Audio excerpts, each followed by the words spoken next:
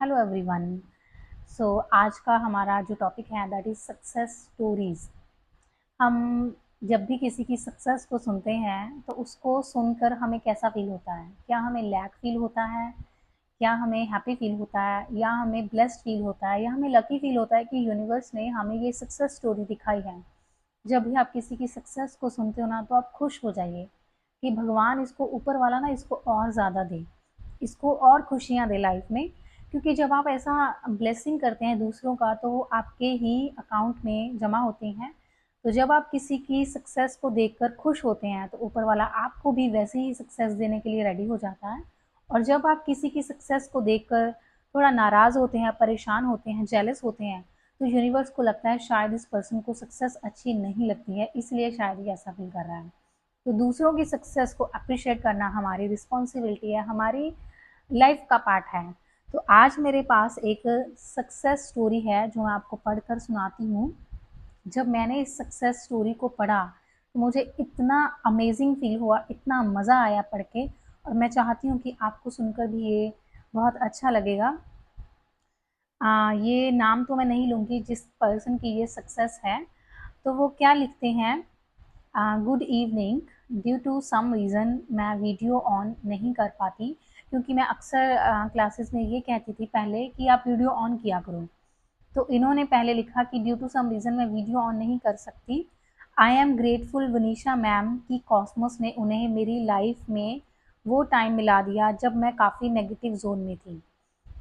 Self love नहीं कर पाती थी। जून और जुलाई मंथ में 11 डेज़ की वर्कशॉप अटेंड की थी। उसके बाद मुझे खुद के ऊपर प्राउड फील होने लगा। इन्होंने 11 डेज़ की जो वर्कशॉप थी हमारी जुलाई में उसको अटेंड किया था। उसके बाद ये कहती हैं कि इन्हें अपने ऊपर प्राउड फील होने लगा। जब मैं कभी नेगेटिव थॉट्स कंपैरिजन में जाती हूँ, इवन आज आफ्टरनून में भी गई थी, हमेशा खुद को बोलती थी कि तुम ये डिज़र्व नहीं करती हो। इफ़ किसी को मिस करती हूँ तो खुद को अवेयर करती हूँ कि क्या सामने वाला पर्सन 5 मिनट के लिए भी मुझे याद करता है। अगर तू श्योर है तभी उसके रिलेटेड थिंकिंग स्टार्ट रखना।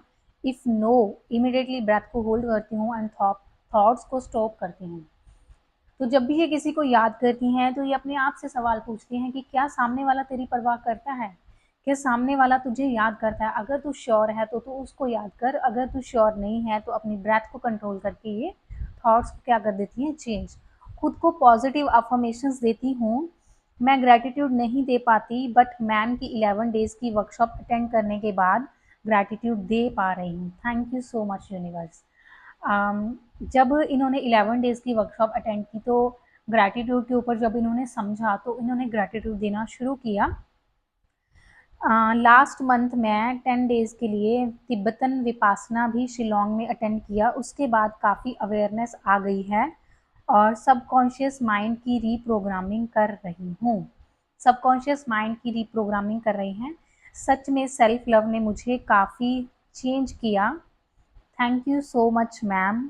Thank you so much universe. I love you ma'am. Cosmos bless you ma'am. And जो नेक्स्ट बैच आने वाला है 21 डेज़ का, आई एम इंटरेस्टेड।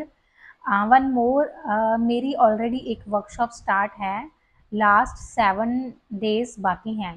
तो उस टाइम ये एक और वर्कशॉप अटेंड कर रही थी। जब मेरी वर्कशॉप चली उसी टाइम इनकी एक वर्कशॉप ऑलरेडी चल रही थी, उसके 7 डेज़ बाकी थे। टाइमिंग भी सेम होती है 8 PM, बट संडे से मैं वो वर्कशॉप अटेंड नहीं कर रही हूँ। वनीशा मैम की वर्कशॉप अटेंड कर रही हूँ। तो उनकी वर्कशॉप जो ये पहले अटेंड करती थी वो छोड़कर ये हमारी वर्कशॉप में आई। ये है मैम का मैजिक मेरे ऊपर। तो ये जो सक्सेस स्टोरी है इसको जब मैंने पढ़ा तो मैं बहुत ज़्यादा यूनिवर्स को ग्रेटफुल फील किया कि वाओ, ऐसी सक्सेस सबकी लाइफ में हो। तो ये अपने आप को अफर्मेशंस देती हैं, अपने आप को पॉजिटिव कमांड्स देती हैं। जब किसी को मिस करते हैं तो भी पॉजिटिव होने की कोशिश करते हैं। ग्रैटिट्यूड देती हैं, खुद के ऊपर प्राउड फील करती हैं और इनकी लाइफ बहुत हद तक चेंज हो चुकी है। ये अपने ऊपर अपने आप के साथ बहुत खुश रहते हैं।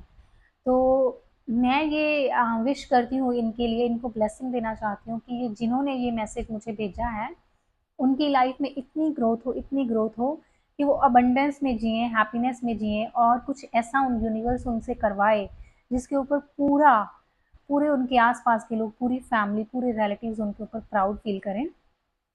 तो जब आप अपने ऊपर प्राउड फ़ील करना शुरू करते हैं, पहले आप खुद के ऊपर प्राउड फ़ील करना शुरू कीजिए।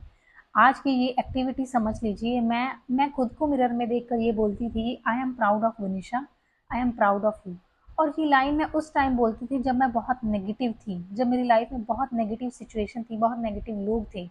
और आज मैं अपने ऊपर इस बात के ऊपर प्राउड फ़ील करती हूँ कि वाओ! कि मेरी वजह से अगर किसी की लाइफ में ग्रैटिट्यूड की फीलिंग आ जाए, तो क्या ये प्राउड की बात नहीं है?